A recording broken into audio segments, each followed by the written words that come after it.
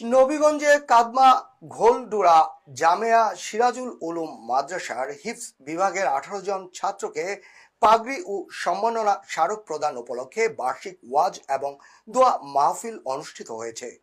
আমাদের সহকর্মী সনি আহমেদ চৌধুরী জানাচ্ছেন বিস্তারিত।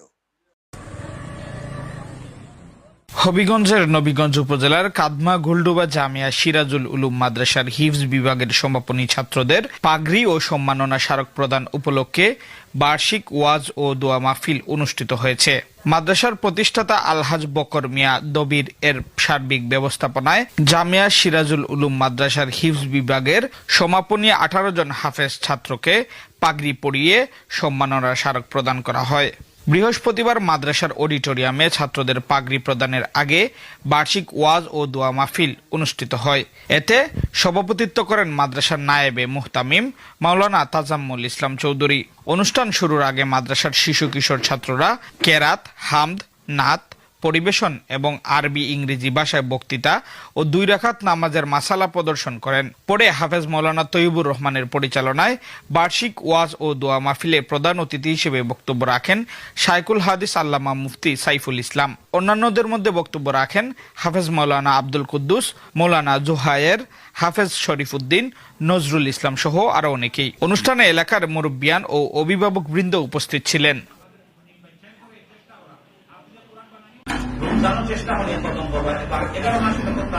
At the completion of the Quran in Sirajul Ulum Madrasa, founded by our friend and colleague Alhaj Dobir Sahab, alhamdulillah, by his efforts, every year I have the privilege and honor to come here and witness the completion of the Holy Quran.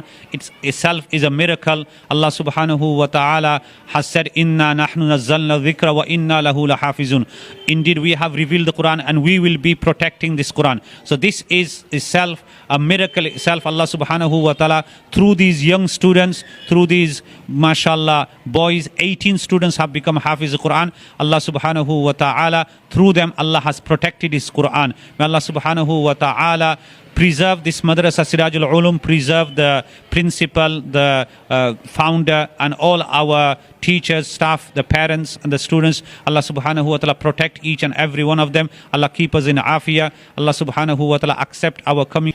এই মাদ্রাসাটা আমাদের ভাই বন্ধু হাজি দবির মিয়া তাই অনেক মেহনত পরিশ্রম তার family সহ এটার মধ্যে পরিশ্রম করে আজকে খাড়া করছেন। তা আলহামদুলিল্লাহ এখানে 18 জন হাফিজ তারা মোকাম্মল করছেন।